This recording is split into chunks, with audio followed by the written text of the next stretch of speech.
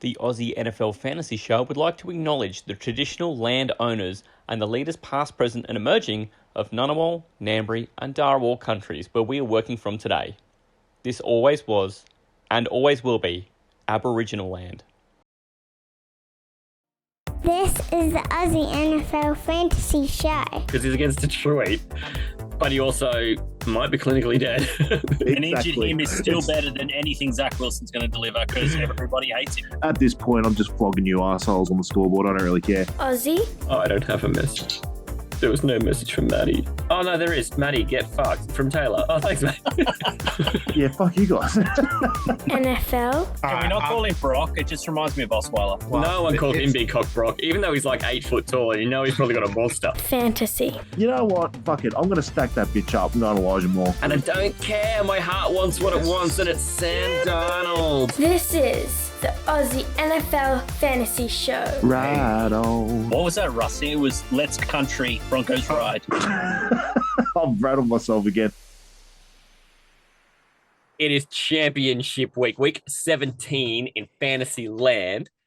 And to get here, you may have had to withstand straight ass from guys you really needed stuff out of, like Devontae Adams or Diggs or Hopkins, Josh Jacobs, Aaron Jones, DeAndre Swift. But you may have also benefited from guys like Saquon or Lenny turning up or even CD dropping that big game. However you got there, you're in a championship. And if by chance you're in a league which plays to week 18, campaign to change that shit now, because we're not talking fantasy next week. Nobody is. Good luck getting your advice. Matty C is my name. Of course, I've got Taylor and Manjot with me to do this championship run. Gentlemen, it's good to have you on. How you both feeling? Yeah, feeling good. Shout out to Mark. I think I followed enough of his dynasty advice to make 2 dynasty finals. I made 1 redraft final, and I'm playing in 11 leagues across the board.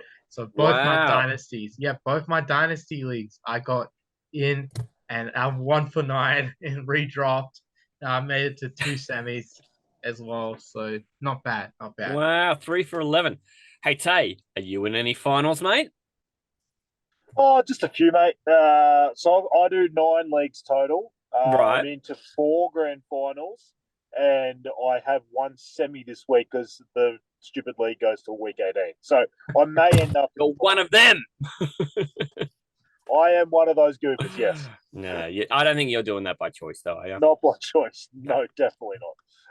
No, but hey, so, okay, let's just whittle that down to saying you got 8 where you're at that point in the season, and you're in finals for half of them. Manjot's 2 out of 3 in Dynasty, just 2 out of 2 in Dynasty. Holy cow. 2. Yeah. Well done, fellas. I play 12 and I'm in 2, so it's, I don't know, I'm just happy to be in any finals. Obviously not the league I care about the most. The Astro League has been gone for a long time. So it'll be nice if I can win one of the other 2, but it doesn't hit the same, and it's not the Astros. Tay, what do you know about the Astros? I may or may not be in the grand final for the second year running, Matty C. So pretty pumped about that. If anyone's followed through the podcast, I thought I was dead and buried 4 weeks ago, and I've won my last 4 games. I had to win the 2 just to even sneak into the 6th seed, and I've had 2 pretty decent weeks. A 125 and a. What did I end up scoring last week? 83. It was one of those ones where I was in so many semi-finals that once I realised I was pretty home and hosed, I kind of didn't even really watch how I ended up scoring. I must have been a 130 odd or something because Eckler had a pretty good game to finish it off. But yeah, I was able to get past Jerry, who had an absolute wonderful season, and I get to go into another grand final up against Justin, who has an absolutely unbelievable team. He's had one of the best drafts I think you'll ever see in Astro League. He hasn't even really had to retool his team much at all. That's so impressive, by the way. So impressive.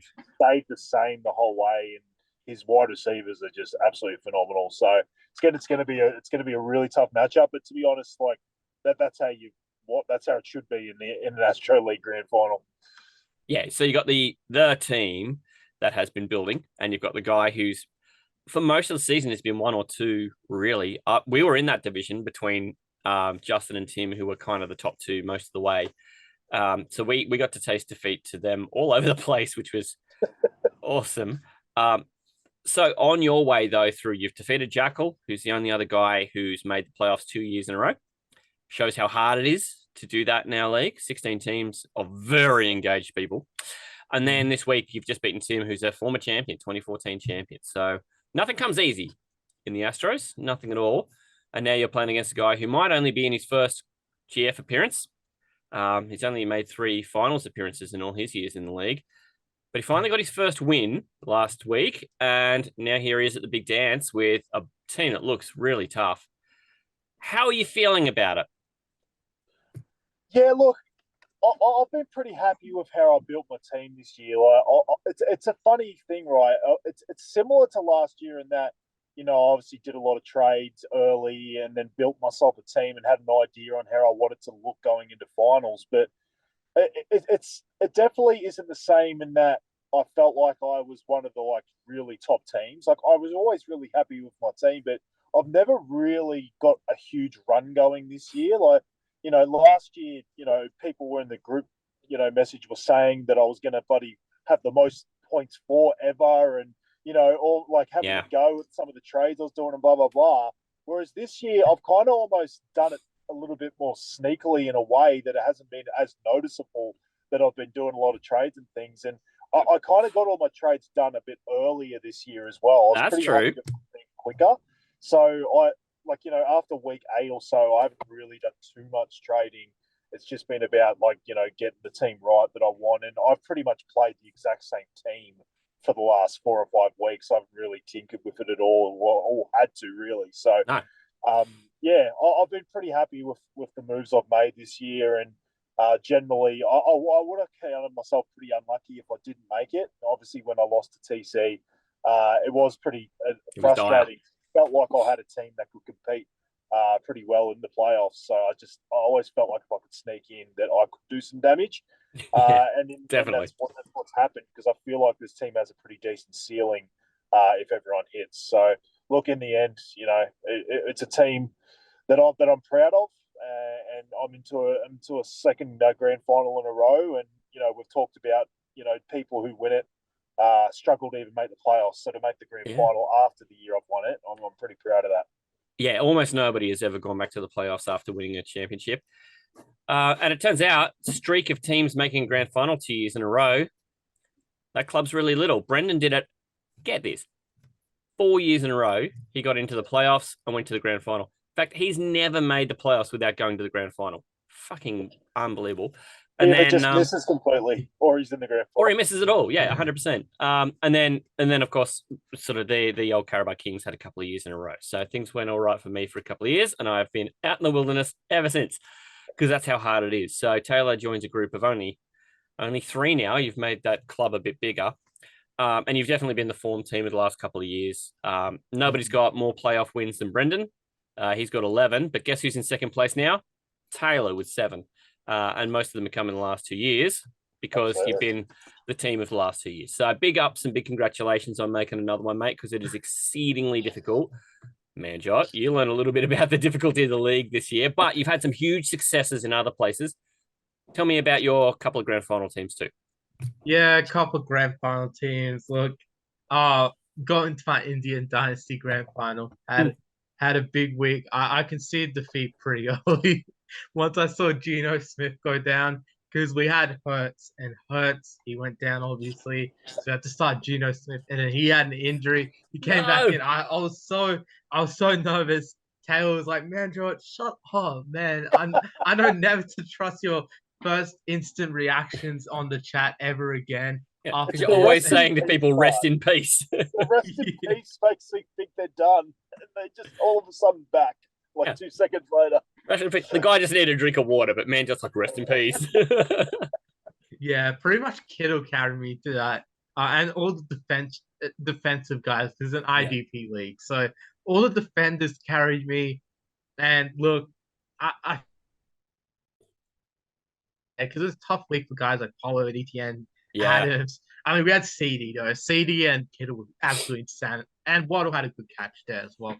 So yeah, those 3 were just our best offensive players. And then last week that was, and look, we're just building a good dynasty, I reckon. we traded for the first pick in the draft and we got Brees Hall. It's just a startup dynasty. So like, we traded everywhere. We made all the moves. It felt good. But we're on a bit of a different scoring with like bonuses and stuff. So some of the guys went absolutely insane. But yeah, look, first time ever playing an IDP. My partner, my man Vignesh, shout out to him. He was he carried me. Yeah, he carried me. I'll be honest with some of the picks, but I do like the moves we've made. I think we've made a lot of good moves. It's a very very deep league as well. You know, you got taxi squads and everything. Oh damn! It's a whole ass roster. It's like the bench is like what 10, 11 deep. Yes, Yeah, there we because go. That's what you want. And then you got like 5 taxi squad spots, 3 IR spots. Like you can have like the absolute freaking you can have the absolute freaking dream team. So yeah, honestly, I want to make another. I want to make a league like that where you have 11 defenders, and I'll make something. I think next year, maybe this is just an idea, but get some fan involvement. We can have like all 4 of us, including Mark, that is, design our own league, and then people can just join whatever they want. We should do that. We should split ourselves, the 4, across 2 divisions, and get some listeners in, and we'll play against the listeners. Yeah, we'll play against listeners, and then we'll each have a league with our own rules, and we can't join. I don't know. Yeah, we can join each other's league. I think we could have like 16. We could have 16 teams, like Astro or whatever, like 2 divisions, 4 divisions, whatever we want. I think we just go crazy with the rules. Yeah. So apart from that, I had another 6. I won. So this is going to sound crazy, Matty. I'm in a grand final for 16 team league, and I didn't even freaking draft my team. I'm going to be honest. I actually so the thing was, you know how much that hurts. Yeah, exactly. We should have just auto drafted. So I actually won the draft in a 16 team league because I'm actually favored to win the final 2. I finished on top of this league too. So I was like, this is not even cap, Matty. I'm actually not joking. I finished second. Because outrageous. I had like by like 30 points. Like I was tied at 10 for like 4 other teams, but I was 30 points off in points for. So you're kidding. Look, I actually made it. I got auto drafted a team with both AJ Brown and Devonta Smith as my starting wide receivers. Okay. So I kind of got messed up. I have Tua and Burrow as my quarterbacks. There's a 2 quarterback league. I have Henry, Fournette, Dawson Knox, DJ Chark, Josh Kelly. Look, it's bit of a mess. Okay, but some real strong bits, like it's stars and scrubs kind of. Yeah, it's a lot of I get carried quite a bit by the top end players, but look, it's all good. I also have 2 in my other grand final league, the Dynasty League I'm in with Mark and Matty, which is just insane. So it's 14 or 16 as well. It's a big one. Yeah, it's a big league. Yeah, and I beat top place to get into the final. You did, man. It was good. I survived the Mike Williams like Taylor did this week. We'll go into that in just a second. And it's incredible. It's incredible. Look, just making Dynasty like 2 times. I'm in 2 leagues, like making the grand final 2 times in both. Yeah, it's great. It's great. That's good. That's good effort. I'm proud of myself. We'll play more Dynasty next year. This reminds me of my first ever fantasy season when I made the grand final and when I was like literally 2 years old, according to Matty. Yeah, like 4 years ago when he was 2. Yeah. Yeah, 4 years ago on an actual 2-year-old or something. Yeah, but back then I didn't even know how to play. I picked up like Cam Newton off free agency, broke into the final. I think I lost the grand final, sadly. Well, so did Cam Newton. Yeah, I felt short like Cam. It hurt. But yeah, that's why I always got a soft spot for Cam Newton because he was my first real fantasy quarterback. Isn't that funny how fantasy will do that though? You go, I've got no reason to like this guy, but you know what? He helped my fantasy team 1 year. And I've always liked Cam. I've always liked Cam. It's just the thing is with Cam, I don't know, like he could rub people the wrong way. I just always liked him though. Yeah, fair I think enough. different sort of generations and stuff. Good mate. different, yeah. Yeah, Good different. Like definitely Aldi. mine. Yeah, exactly. Right, well, look, it's good to see that the fellas have got some success here. Between the three of us, we've talked about the content league a little bit over time through the year two. Some of the greatest Aussie podcasts and analysts are in that league, and we found our way to being three of the four teams that were left. Manjot and I squared off in a very close semi-final, although I was pretty clear to Manjot the whole way. I've got this, even though I was quietly shitting myself as the Cardinals and Tampa Bay game was going on, and those running backs getting all those touches. That was great. In the end, a very close game. It was only 8 points in it or something like that. Yeah, I was down by 60. 152. Yeah, I was down 163. But how much he scored again? It was like 160. Yeah, 160 to 103. There you go. So I was down like 57. There's no way I should be coming back. I went down by 8. I'm pretty proud of that. Like, yeah. I could have absolutely got hammered, sent home really, really badly. My team came back to the point where I'm like, I should have played Darius Slayton over Say Jones, and I would have won the game. But if I played Higby over Knox, you would have been dead. So they play that game, buster. Exactly. There you go. Yeah, Higby was. I would have dropped 200. Yeah. That's why he's my only player in my starting lineup at the moment in the final against Taylor. Taylor has made it through. Tell me about your semi-final in that league, Tay, because that was interesting too. So I haven't had a look, but I'm pretty sure I dropped my worst score of the season in the semi-final. I've had a pretty consistent year with 140 to 160 sort of range scores, and this week was just really, really shit, to be honest. I obviously lost Jalen Hurts, which didn't help, and there wasn't really great options on the waivers. So I had to go with Aaron Rodgers up against Miami. And then obviously I had the DeAndre Hopkins debacle was just unbelievable. 10 targets, only 1 catch. And then Ramondre Stevenson, who's been a staple of my team, just had an absolute shit sandwich of a game as well. And I just didn't really get any huge boom. Obviously Jefferson went off, but that's pretty standard, like for my team this year. But he was really the only one. Like the rest of them just sort of struggled. I got bits and pieces from guys like Montgomery and like Tyreek Hill got about a 14, which seems okay, but for him it's actually quite a low score. So it wasn't a great week for me. I was able to sneak by. Luckily, I really felt I was kind of mentally okay with losing. I even said to you before the Mike Williams game, I really didn't feel confident. I really thought he'd have one big play and it would just end me. But I kind of got lucky in the way that game went, that the Colts just could not score. So the Chargers didn't have to throw the ball much at all. So Williams was only like 4 for 70 odd. So I snuck by a couple of points, and I was the 1 seed in this league, so I was happy to sort of survive my shittest week, and hopefully I can have a far better final than I did semi. Just for context for the folks, so this is his worst score since week 3, and the only score they even came close to, what did he put up 117 on? He had 120 in about week 6 and lost that week by 2 points. Otherwise, he would have won every game from week 3 on. That's the dominance of this team that now I get to go up against, and the mind games have started. Yeah. Taylor's got Jalen Hurts in his lineup because he's got a projection. And I'm like, right, I see what you're doing here. You're just trying to put the biggest number you can up. I'm not playing that game, so I took everyone out of my fucking lineup except for Tyler Higbee. I've also got 2 quarterbacks on my bench. Still working it through. Just trying to work it out. I'm like, you know what?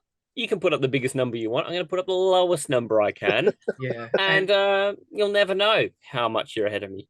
And Matty put up his 2 biggest scores of the season against me. I was, come on, man. His team is not, like, respectfully, Matty, I probably, like, respectfully, we both outscored both Taylor and Frank this week. Yeah, so I don't think we've seen the grand final. Either of us did not deserve. Neither of us deserve to lose, I reckon. And man, it's because the thing was no one does reseeding, like the NFL playoffs, like no one reseeds the brackets, always a fixed bracket. So because of that, I was a 2 seed. I faced Matty, the 6 seed. When in the NFL, I would probably face Frank. I would have faced Frank actually, because Taylor had the 1 seed and Matty Oh, was well, the Taylor 6 would have been seed. off. Yeah. Yeah. And So he would get the 6th seed. Yeah. so we might have seen this a week early, but either way, we probably know that it probably wouldn't have mattered anyway, because I think, we probably would have seen a Manjot versus Matty final where Matty just destroys me anyway. So, yeah, it probably wouldn't have mattered. I'd rather play for the podcast glory against Frank from Fantasy Addict. Shout out to them. Yeah, I big want to shout out. show, yeah, I want to show them that we're definitely the top fantasy podcast in Australia, not them. Yeah, no, don't worry. I think it's undisputable at this point. I mean, I want us to clinch the top 3. I think that's probably more important than whoever wins out of you two. Like, to be honest, if we just had top 3 Yeah. between us 3, that's a bigger achievement than winning that league. I'd say. I think just showing that we're the top 3 players in that league, that's good enough for me. I'll play for that. I'll play as hard as I can for that. What he's done here, Taylor, he's like, you know what? Fucking who cares who wins? You know what people remember? Who comes third? No, I was people just about to say, I was like, Matty, it doesn't sound like our final matters, so let's just not put anyone in. How about let's handshake and call it a draw? yeah. Nil all. What, like, yeah, and then Taylor How about we just wins. pick one player each? Yeah, we I talked said- about that. That actually. I was suggested so that fun. as like a random idea. Yeah. I think if you guys do it, then I have to make it a rule for every single season that follows. You have to choose a player. Just one player in the grand final only. Yeah. Yeah, Mano a mano, 2 guys on an island. Yeah. that'd be crazy. Okay. So we've got a big scene set there. We want to get into some pastries. We've got a big week on, guys, because we've got the final run of Pastry Performance for Week 17. Next week will be an interesting one because some teams have different interests on who they should play and who they won't. But we'll also talk a little bit next week about some of the bigger things in the pastry world. So we'll get that kicked off in a jiff. We've also got a really big segment with Dr. Goodcall, who had an interesting week last week. I'm not very happy about who we picked as his AIDS candidate, but we'll talk about that when he comes on. Tay, sorry, I'm punting you for that segment. I'm bringing on the doctor. And then we're going to have a mile of fun with fantasy games, as we always do. And then, of course, start to the week, the big championship, Dr. Good Call, and start to the week. They're pretty important. So big week on, guys. Can I just quickly say, too, we revamped the merch store. Yeah. And all the new designs up there, like what's behind me, if you're on the video, everything that's new in there is 30% off for the next couple of days. So get in there, find it on our link tree, Aussie NFL Fantasy in link tree. We'll give you all the links to everything. Manjot stuff at Pastry Press. It'll give you G'day Gridiron. It'll give you No Huddle Dynasty. Everywhere you can find us. Plus, the merch store, all the new designs, the stuff from Manjot's catchphrases, Taylor's catchphrases, all sorts of great gear in there. Some pretty retro-inspired stuff. We've been having some fun with it. So go and check it out and spend some moolah while it's nice and cheap and get what you really wanted for Christmas. Taylor's catchphrases are adults only. Yep. Yeah. I've had to click the adult content on a few things, mate. But as we discovered last week, we're an R-rated podcast. So yeah. Don't think there's any Taylor quotes on any onesies or any kids, any baby stuff. No, I deactivated a lot of stuff for juniors. Okay, without further ado, let's get into the final pastries for the fantasy year. And then we'll get into some some of the other parts. I mean, too, next week, I'm ready for it. though. Next week we'd be giving championship pastries, wouldn't we, to some people? Yeah. I'm really looking forward to what you do with the segment next week too, because Uncharted, man, we don't know what to do, and it's your segment to do with what you will. So I'm looking forward to seeing how you maneuver it. Yeah, it'll be interesting. Well, without further ado, let's get. Thanks for calling pastries. Yeah, see, Tay is ready. Yeah, He's fucking ready for it. He's already ready to break dance. They're so sweet and fresh. Really? Yeah. Thanks for calling pastries. Thanks for calling pastries. Pastries. I got all my pastries. Pastries. We get 'em while they hot. We get 'em while they hot. We get 'em while they hot. I got all my pastries and I got 'em while they hot. My pastries. Yeah. Was important week of the year. Week 17 is upon us, which means we're looking back at pastry performers from week 16. Manjot, I don't know about you. I think the week just gone was, as I've said a lot of times this year, kind of bizarre. Talk us Yeah. through some of the pastries that you're giving away from some of the weird shit that happened, to be honest. Yeah, I feel like I've watched pretty much every game and still watch like nothing. There's too much time. Too much time spending with families. Let's be the last ones to wish everyone a happy Christmas. Merry Christmas, happy Boxing Day and all of that. Look, yeah, a lot of sports going on in and around Christmas. Thankfully there's an NFL full Sunday for us.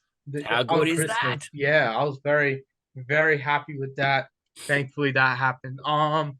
Look, yeah, it's very interesting. I actually don't have many of the other like superlative pastries because Okay. to be honest, I think I just don't know. There wasn't too much that like went on in most of the games because there's a whole Arctic freeze that happened, the whole cold blast that absolutely put snow on every game. Is the coldest one of the coldest days in NFL history. Look, first off, just going to quickly go through a few. Panthers Lions. I'll give the Panthers a destruction award just for absolutely destroying the shit out of the Lions and their run defense. That was absolutely incredible. Yeah. Yeah, just absolutely destroyed that run defense. Yeah, It's I been could not opposite to what we've been talking about too. We've often picked on, okay, who are the Lions playing? You want to invest in those pass catches. This week, didn't even need a pass. Just ran all over him. Yeah, it was crazy. Weird.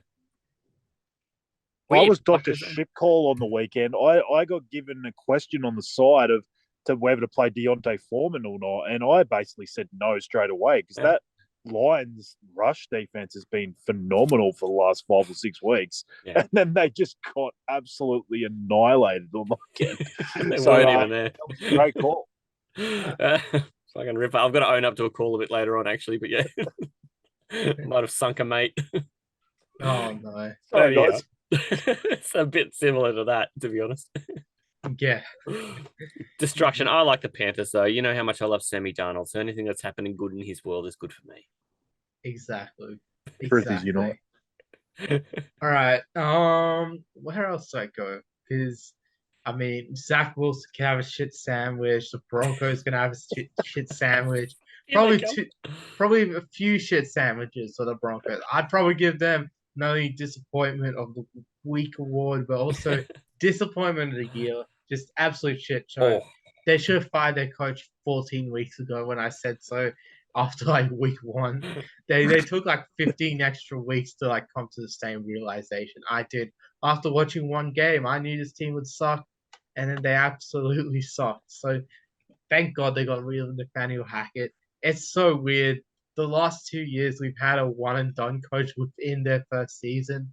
Yeah. That didn't happen for like 40 years before that. And then the last 2 years, and they're both guys that have been around the Jaguars too. So something up there with the Jags, I think. Well, hang on. Are you gonna bring Steve Wilkes into this conversation? Because I feel like Arizona did that to him.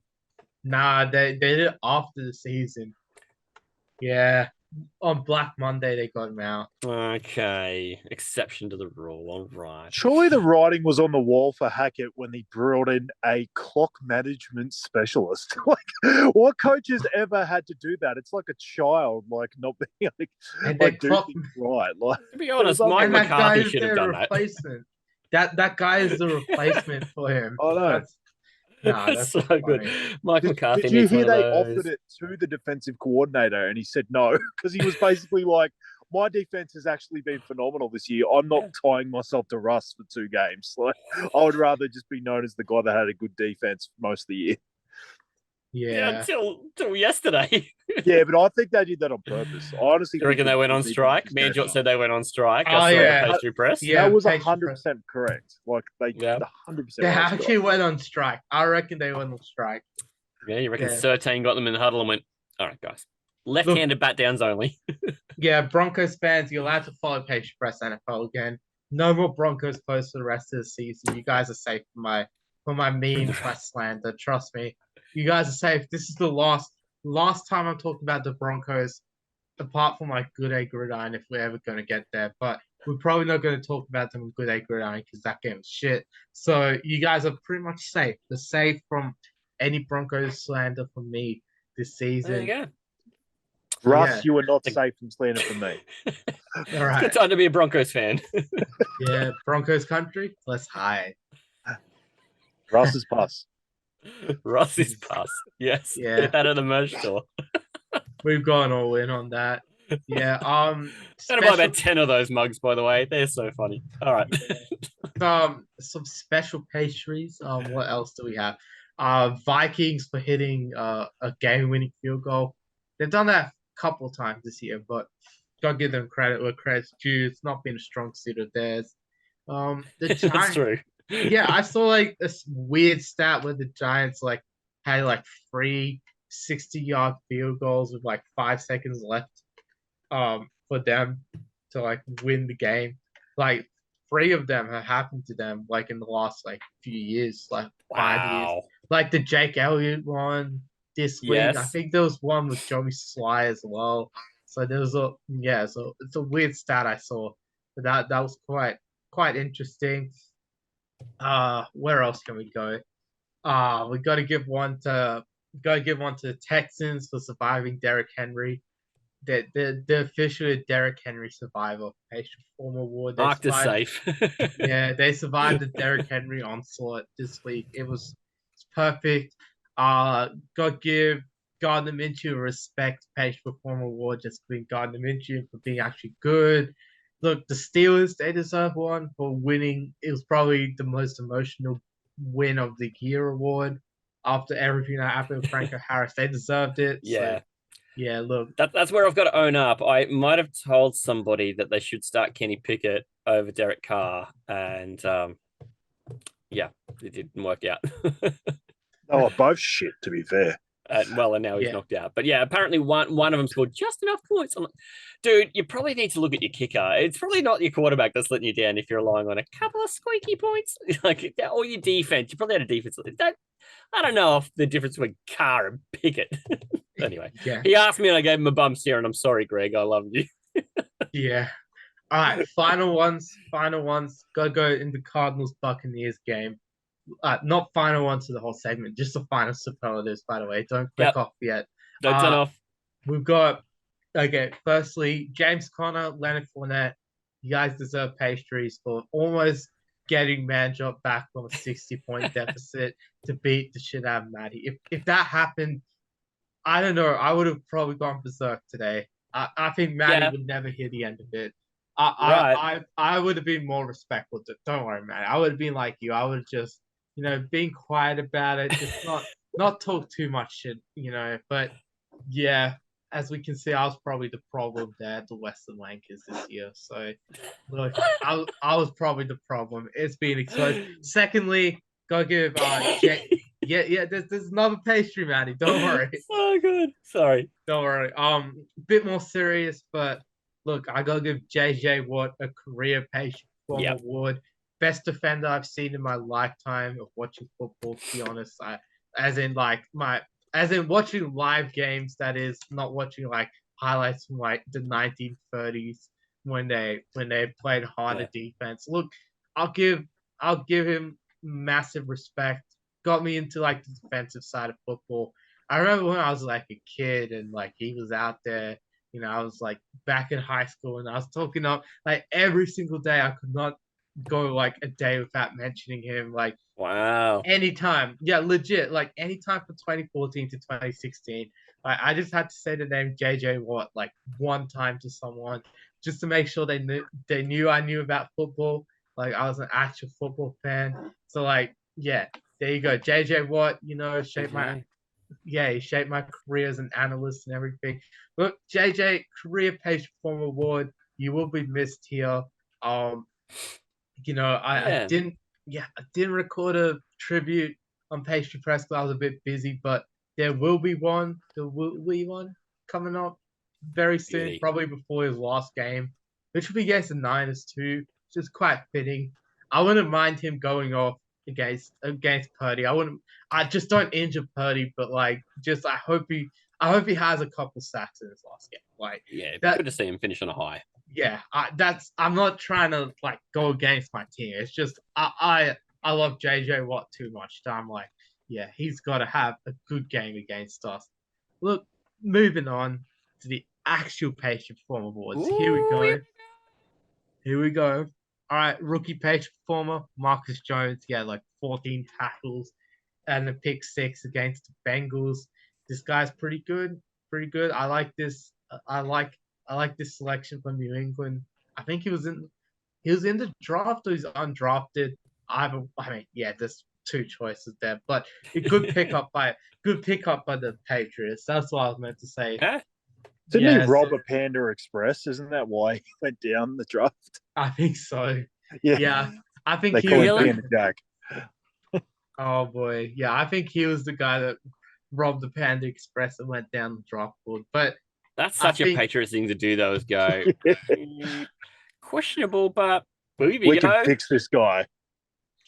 Yeah, they fixed him. They fixed him, didn't they? Yeah. Well, you see a team like the Patriots do that and you go, but you see a team like the Browns do it and you go, oh, fuck me. Add it to the pile. Right? I mean, everyone's thinking that, right? You see like a perennially unsuccessful team take a gamble on a play like that, you go, oh my God. But when a really successful team, historically successful team, does something like that, you go, okay, let's see how this works out. It seems savvy. Difference between eccentricity and flat fucking crazy, to be honest. Yeah, it was I think it's Jack Jones you're thinking of, actually. Just searching this up. It was Jack Jones that was the other one. He won a rookie Patient Performer a few weeks ago. He sure did. When he played against the Packers that game where he had like a pick 6 on Rodgers and just did absolute everything. Did he have two picks? I can't remember. He had a great game. Like two I think he had two picks. I think it was a pick, a fumble recovery. Yeah, that was it. Yeah, a touchdown, a forced fumble. Like it was one of those. It was one of those games where he just was like, boom, I'm just good. So yeah, look, Marcus Jones joining him there. It's pretty good to see. Well done. Aussie Patient Performer with Michael Dixon once again. This dude at 47 punting average, like his 47 yards per punt. So he did pretty well. This week. Yeah, a lot of punting against the Chiefs. Yeah, and his legs survived it, so it's all good. It did, yeah. It's all good. Defensive Patient Performers. Look, couldn't go past Marcus Jones again. He wins another Patient this week. AFC Defensive Patient Performer of the week. I believe it was absolutely incredible. And yeah, I just thought that game, he got the Patriots back in the game. And yeah, it almost pulled it off against the Bengals. They've used him on offense quite a little bit. I feel like next year they should use him more, and then we can talk about him a bit more in fantasy. I think there could be something there. Sadly, he's a bit more of a g'day gridiron chat than he is here, isn't he? But anyway, hopefully they'll fix that a little bit, and we can chat about him more. He's interesting. When he's on the field, you just wonder what's going to happen. Yeah, exactly. A bit more of a good gridiron chat. Look, NFC Defensive Patient Performer. It's tough this week, but I've got to go. And this might be agenda-driven, but I'm going with Nick Bosa, man. Yes, of course you are. It's agenda-driven, a little agenda. I just got to remind everyone that this is the guy. We're not talking about any guy named Nick Bosa. We're talking about Defensive Player of the Year. He had a phenomenal game against the Commanders. He had like a forced fumble that changed the game. 2 sacks. He had a sack that was on a 2-point conversion that doesn't count towards his stats. And he was just out. He was doing great. Speaking of the Commanders, just got news that Carson Wentz is starting this week. So there you go. So look, he forced a quarterback change. Start your Browns defense. Yeah, start them Browns defenses. There you go. Look, yeah, a bit late for Dr. Goodcall to say it, maybe. He might have to change it up during the segment.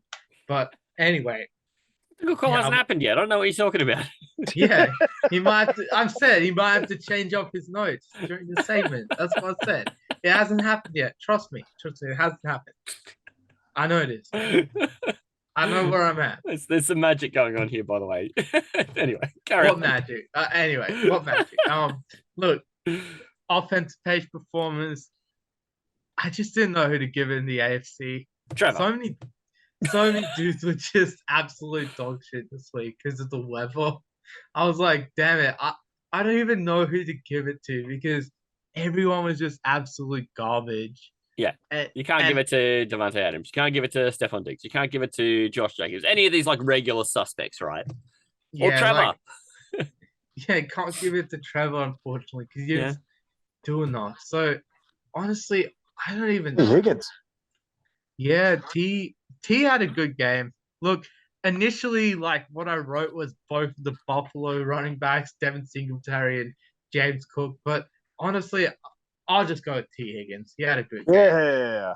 Yeah, I'll just go with what Taylor said. I'm gonna change it up. I just had no idea what to put this week. Just wasn't settled on it. Yeah, it was not settled. So he came in starts of the week style. He had 3. Yeah, exactly. I went 4 on starts of the week. I'm not even going to be prepared for that segment. So there you go. Speaking of wide receivers, CeeDee Lamb. I went for the NFC. Yeah, he was incredible against the Eagles. Thank you, CD. I love you.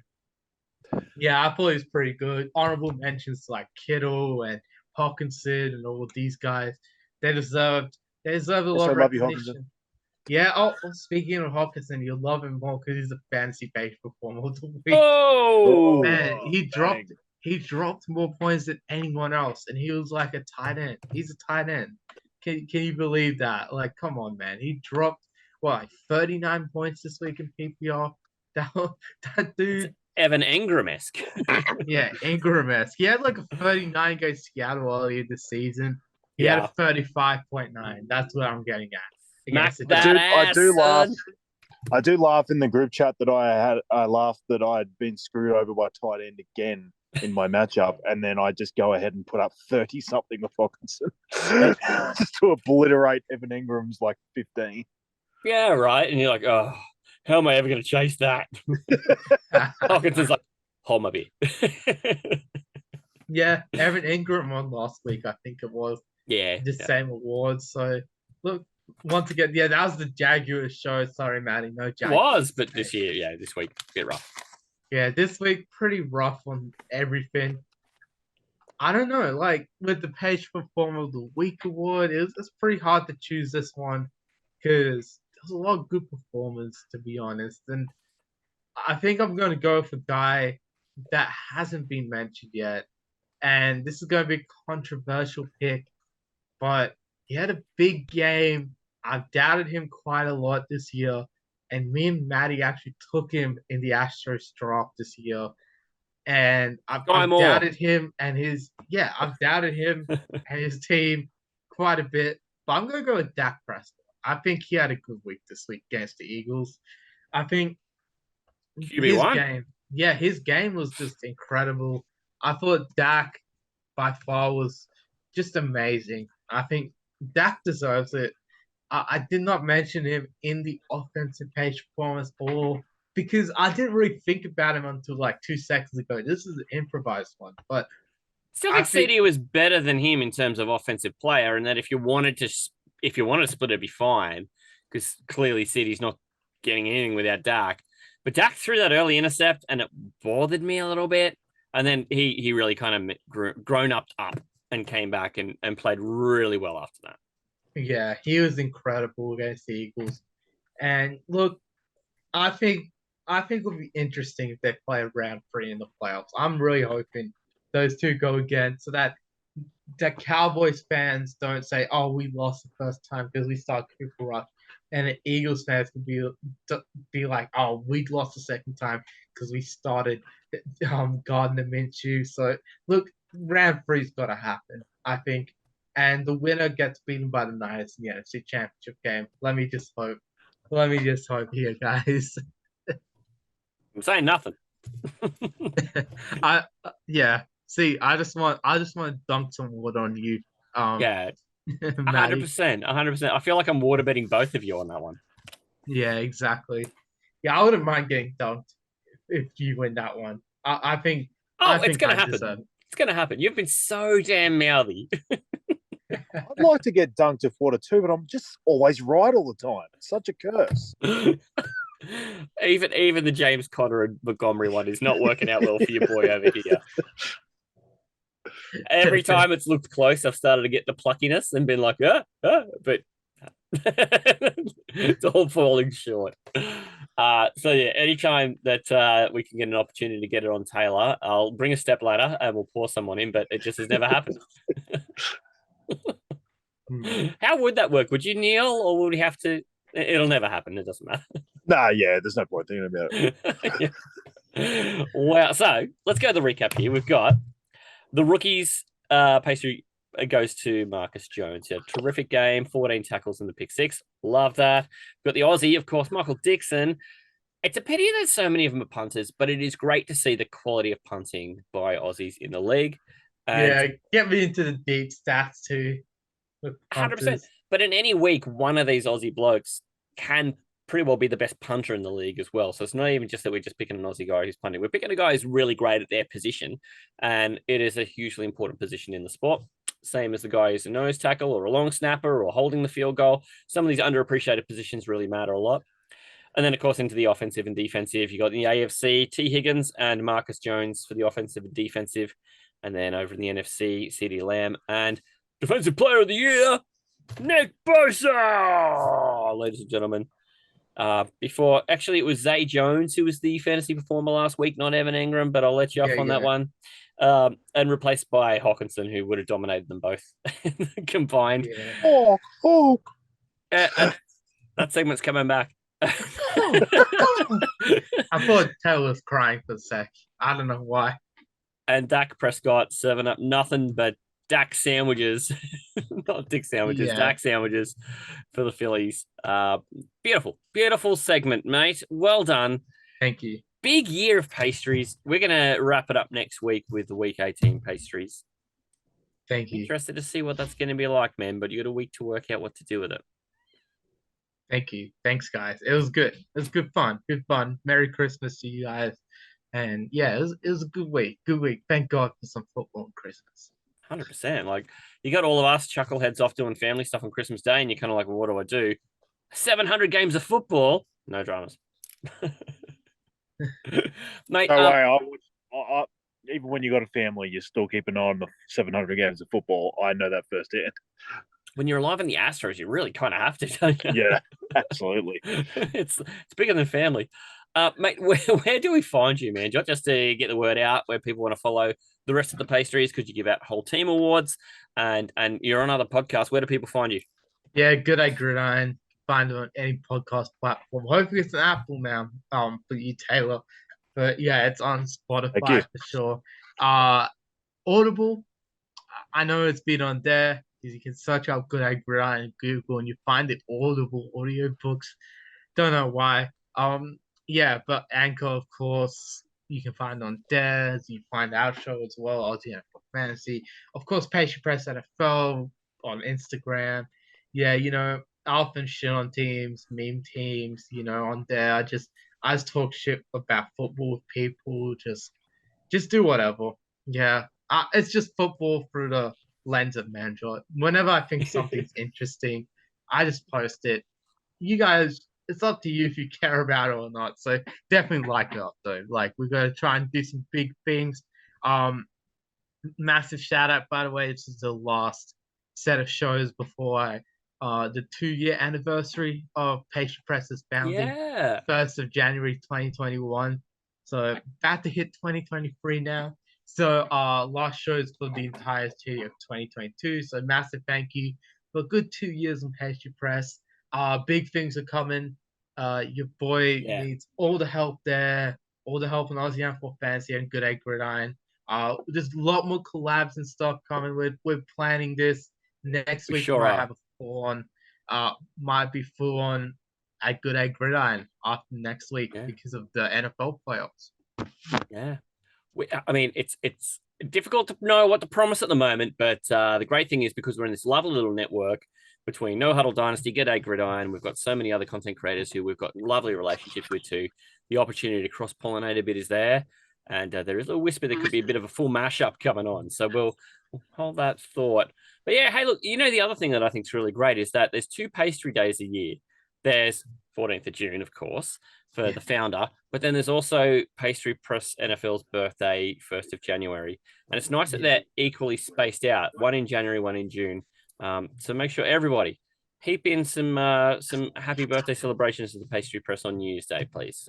Show the love, because Manjot brings you a lot of great advice, a lot of interesting analysis through the year. I think he's well worth giving a little happy birthday to on January 1. So stick it in your calendars. Thank you. Yeah, I'm ready. I'm ready for the well wishes. Thank you, everyone. Beautiful. Look, we've got a big old week on, so we're going to charge on to show 2 of the week. Firstly, too, you can find us everywhere on an Aussie NFL Fantasy Show. Just bash in to any search engine. It will come up with a whole bunch of stuff. But if you want to find it targeted, go straight to Linktree and type in Aussie NFL Fantasy. Even if you just type in Aussie N, we come up straight away. We are right up there, and you'll find everything associated with the show there. Pastry Press, G'day Gridiron, No Huddle Dynasty, our merch store, which has been upgraded. Go and find any of the new designs there. The 30% off. Go and spend some moolah. And then, and then of course, you got Talor as well at Talor41. Myself, Matty C at Matty Podcast, and of course, Manjot at Pastry Press NFL. Fellas, let's disappear now and come right back, roaring back for a little bit of Dr. Good Call action. What do you reckon? Yeah, I'm ready. Love that guy. Oh, don't we all? All right, adios. This is the Aussie NFL Fantasy Show. And they just went and, I don't know, put up 40 fucking points. And then none of it went to basically anyone. It didn't make any sense. It's okay, so I did the math wrong there. Oh, you definitely weren't wrong. I was just trying to work out what it had anything to do with TJ Moore. Aussie. Baker sucks pure ass. Well, he's so bad. I think it's Baker, to be honest. That's the problem. NFL. One should have been a Hall of Fame if he didn't get fucked up. You know, I'll take Matty C's fucker. Fantasy. To the Colts' credit, they've got great fans who send out death threats to people because they said that their comment didn't age well. He had a photo, I'm assuming it was his kid. Looks like he was from Fraggle Rock. This is the Aussie NFL Fantasy Show. I hope he doesn't listen to the rest of the fucking podcast. He'll lose it even more. Like, I'm not defending AV or Le'Veon. They're both shitheads.